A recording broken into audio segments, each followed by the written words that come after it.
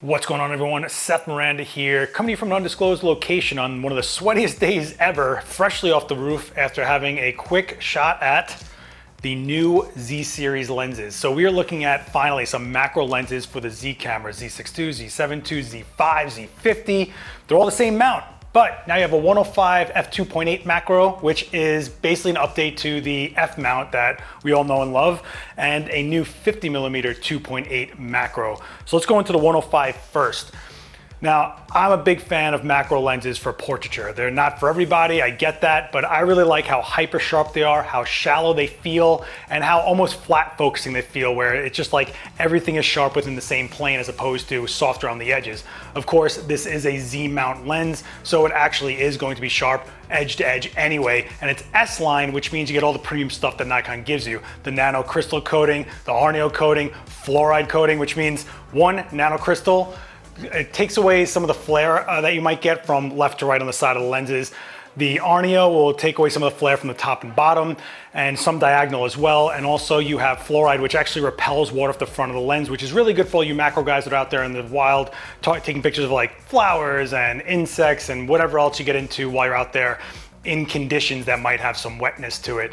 But I got to use it here, and I only had a short amount of time with these lenses, so I had to work fast. Right outside these doors, I found some really cool blue glass plates with some blue stickers and textures all over them. And I was like, this has gotta be the place. It was the most interesting thing. But like big dummy, I had to shoot at glass, which means a ton of reflection. And it was pretty challenging. We did flag off every existing light that was making a reflection on the glass, meaning the ceiling lights and even my own strobe, so I didn't see a big white softbox reflecting behind my model Zoe on that blue texture. I wanted to see what it would look like a little out of focus, and what's great about this 105 is I was still able to work in a really small space. You can see that I didn't have much room to move, but even at 105 I was able to get Zoe to have, you know, torso up portraits, and also when I shoot, I tend to step in more and more and more as I go forward, and that's one of the reasons I really love macros for portraiture, because usually a 105 lens will get you about 3.5–3 foot minimum focusing distance. Well, this one is just over a foot. I mean, you could really get close in there with a longish lens and really get some nice tight shots and not have to worry about your camera not being able to focus out of nowhere and wondering what's going on, or even just having that limitation on yourself.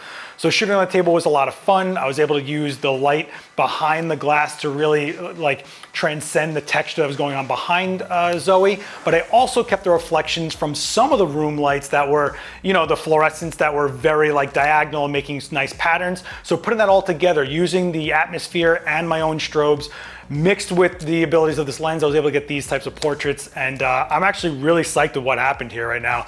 I have the 105 2.8 for the F mount, and I have to say that this felt way lighter to me. I didn't feel like the weight in front of the lens was the same, and I'm pretty sure I'm accurate on that. If you look at the specs of this lens, they totally designed it differently. It also has a display on it that told me my macro ratio. It told me if I was in manual focus, you know, you could set it to whatever you need it to be as far as the information you need on that. But it also had a lens function button, and I actually set that to be the tracking. So while I have the camera to my face, I tap the lens function button, brings up the tracking box. I kept it on wherever I wanted to put it on, and I hit OK, and as I moved the camera, it tracked what I was trying to keep in focus, which was pretty convenient. And the control ring is new too for me personally, and I just put that into aperture just so it felt like, you know, a camera lens, you know, that's an aperture ring. But you do have some other functionality to that as well, should you want it.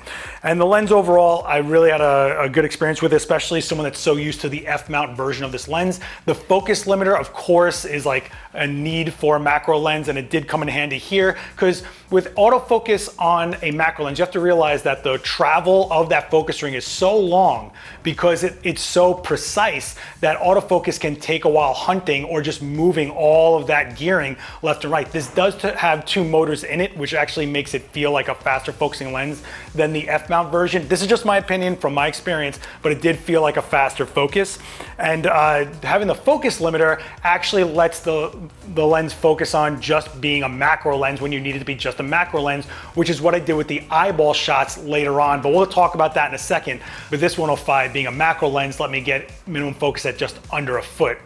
All right, let's talk about this 50 for a second. So it's a 50mm 2.8, but the 50, it was really nice to use in the space as well. So again, we were in a small type space, right? But a 50mm is kind of natural feeling. 50mm is our natural millimeter in our eye kind of. We just don't have as much of field of view when we switch to a lens instead of what our eyes see, which is 180 degrees. However, I felt really great with this lens. I didn't have to worry again about minimum focusing distance, but I was able to get a lot of the glass and able to get some wider shots of her. Instead of just focusing on Zoe, I was able to focus on more of the environment itself, just a little bit, nothing crazy, but the minimum focusing distance was around 6 inches, which is crazy close when you think about it. And of course, we had to do the staple, what I call sitting on the model's eyelid shot with both of these lenses, where we did the macro of Zoe's steely blue eyes with just the strobe really quickly in this environment.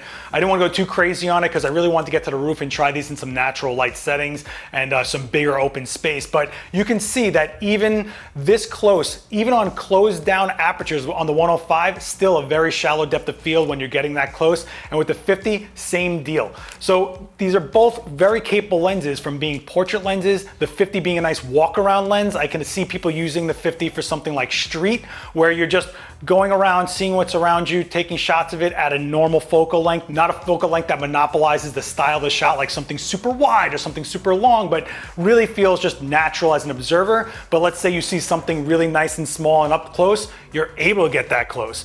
So that's enough of what happened inside. Once we packed down and broke out to the roof, because I was, time's ticking, we got into some nice high noon sun, and boy, do I love that. No, I don't, but hey, I shot in it anyway, right?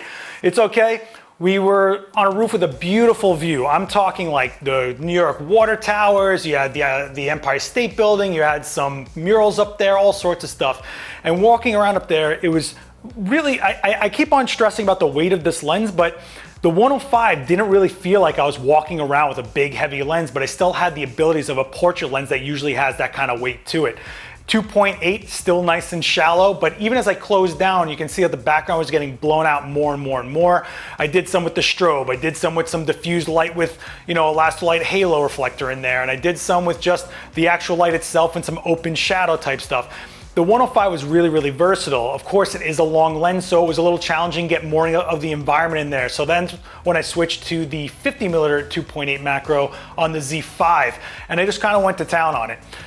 It was just an easy lens, you know what I'm saying? Like, it's a small lens, very light, almost suspiciously light. You're gonna be like, what's going on here with this lens? So running around on this roof really quickly, I was going with 2 cameras. I had the Z5 with the 50mm f2.8, and I put the 105 macro on the Z7 II. Totally different cameras, same mount. I mean, you could even use these on the Z50 crop sensor and you're totally fine with them as well. So it's nice to see a unified mount on the Z series, just knowing that if you got that lens, it'll work on anything from the Z series itself with the Z mount.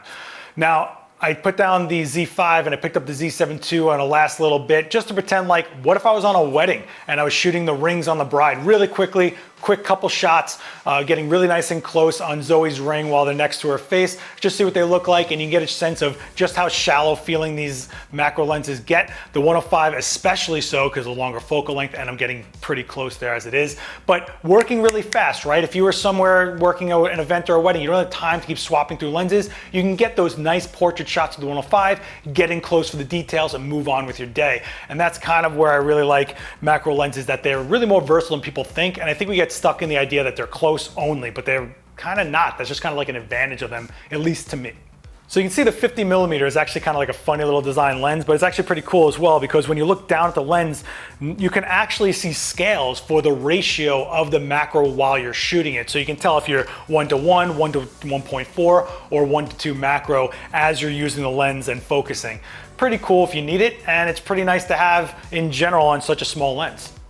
So as you can see, Nikon's really fleshing out the Z series, which is pretty great. They've committed to more lenses this year, and now you have macros finally in the lineup for the Z mount, 2 to choose from: a 50mm 2.8, 105 2.8. And if you have any questions to me about my use with either one of these lenses, hit me with a comment down below. Don't forget to like, share this video around, hit subscribe, plus the bell for more videos like this, and I'll see you next time. Later.